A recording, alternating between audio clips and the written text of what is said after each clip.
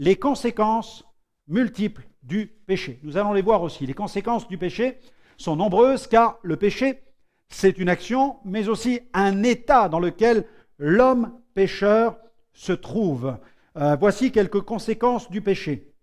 Un sentiment profond de culpabilité, de l'endurcissement, de l'amertume, un sentiment de révolte, des remords, des regrets, l'altération de l'image de Dieu dans l'homme. En effet, l'homme a été créé à l'image de Dieu, mais plus l'homme pêche, plus il altère cette image, la menace du jugement et d'une mort éternelle. Donc toute cette emprise spirituelle du péché sur la nature humaine pousse l'homme dans la révolte.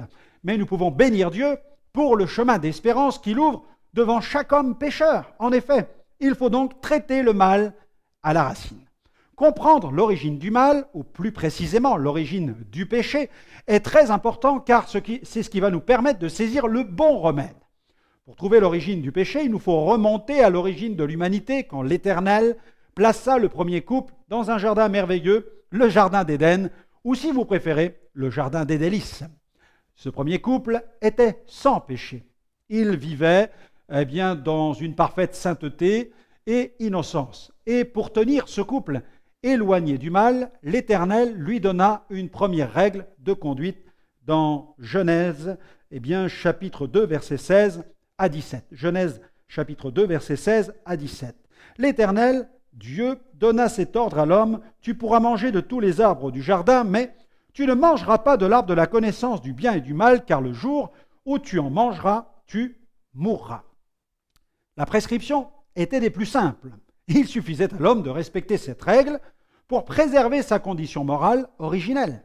2 arbres se trouvaient au milieu du jardin. Ils représentaient l'alternative à la destinée humaine, remettre sa destinée entre les mains de Dieu ou vouloir prendre seul son destin en main. Cette règle plaça l'homme face à son libre arbitre. En créant l'homme, l'Éternel ne voulut pas créer un être automatiquement programmé pour faire le bien. Ayant été créé libre, l'homme dut choisir sa destinée. Malheureusement, tenté et trompé par le serpent, l'homme méprisa l'enseignement de Dieu. Il piétina la directive divine, pensant qu'il pourrait avancer seul dans la vie sans Dieu, vers une merveilleuse destinée. Il pensait devenir comme un Dieu. Quelle folie, quelle erreur! Les conséquences de cette désobéissance furent immédiates. Pour la première fois de son existence, l'homme connut le sentiment de culpabilité. Il chercha à fuir loin de la face de Dieu. Il tenta même d'échapper à la justice divine en se cachant, mais il ne put se soustraire à la vigilance de Dieu. Des sanctions tombèrent d'une manière implacable, tant sur le serpent qu'il avait tenté que sur le premier couple. L'Éternel ne pouvait laisser le péché impuni. Il n'excusa ni Adam ni Ève. Cette tragédie d'Éden doit nous amener à la réflexion. Le péché produit certaines conséquences. En lui-même, le péché est déjà une forme de jugement. En effet, la Bible dit: le salaire du péché, c'est la mort.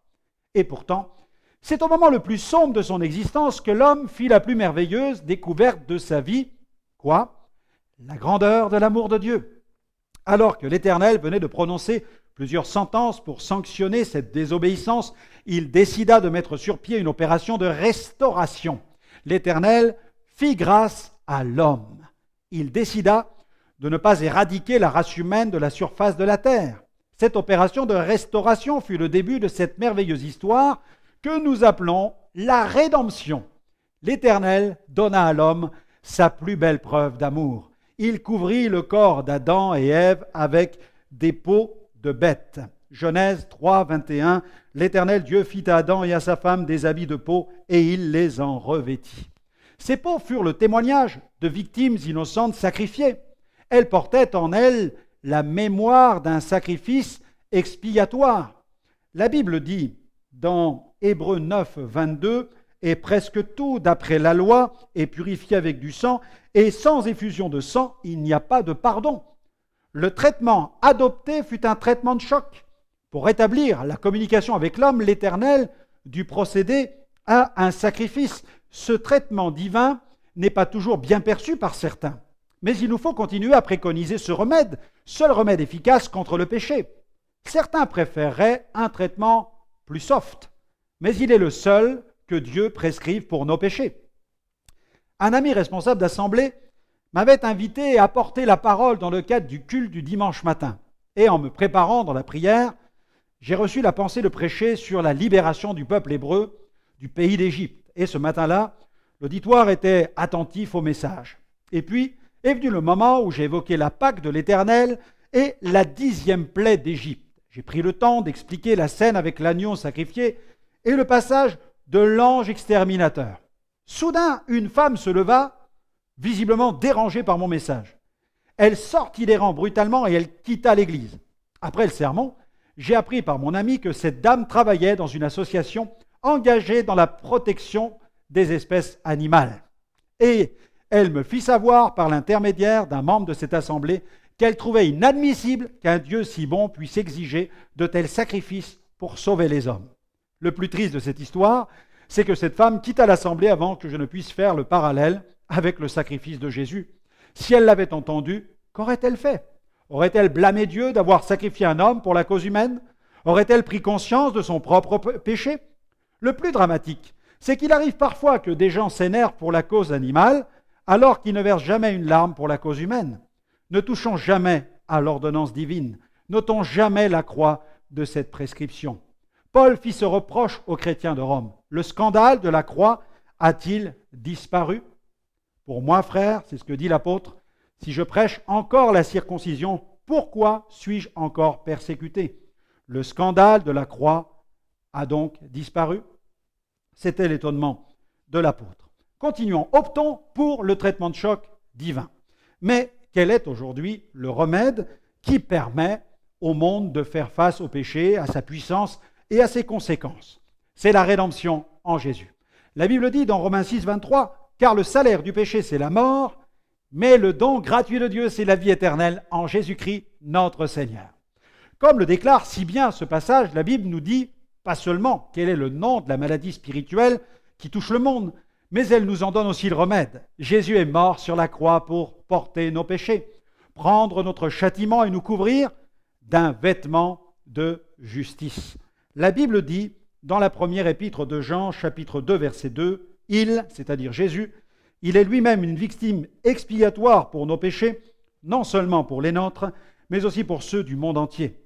Christ aussi a souffert. » C'est ce que dit Pierre dans la première, au chapitre 3, verset 18. « Christ aussi a souffert une fois pour les péchés, lui juste pour des injustes, afin de nous amener à Dieu, ayant été mis à mort quant à la chair, mais ayant été rendu vivant quant à l'esprit. » Et puis c'est Jean, dans sa première épître de Jean, chapitre 3, verset 5, il dit « Or, vous le savez, Jésus a paru pour ôter les péchés, et il n'y a point en lui de péché. Gloire à Dieu. » Saisissons le remède qui se trouve dans l'évangile de Dieu. Il nous faut saisir ce remède.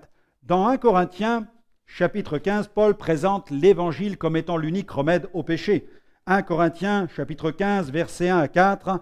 Je vous rappelle, frères, voilà ce que dit Paul, l'évangile que je vous ai annoncé, que vous avez reçu et dans lequel vous avez persévéré, et par lequel vous êtes sauvés, si vous le retenez dans les termes où je vous l'ai annoncé, autrement vous auriez cru en vain. Je vous ai enseigné avant tout, comme je l'avais aussi reçu, que Christ est mort pour nos péchés selon les Écritures.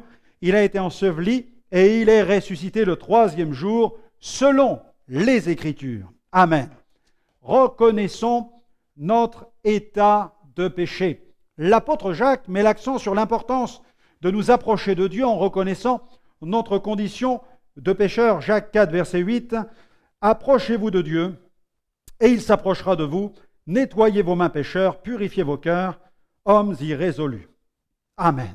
Confessons nos péchés. L'apôtre Jean met l'accent sur l'importance de cette confession.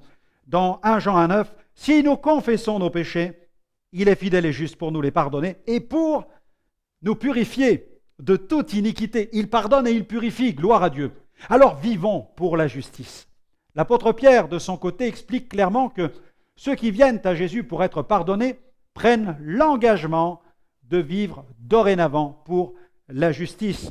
Dans 1 Pierre 2, verset 24, « Lui, Jésus, qui a porté lui-même nos péchés en son corps sur le bois, afin que, morts au péché, nous vivions pour la justice, lui par les meurtrissures duquel vous avez été guéris. Il est là le remède. Il est là le remède.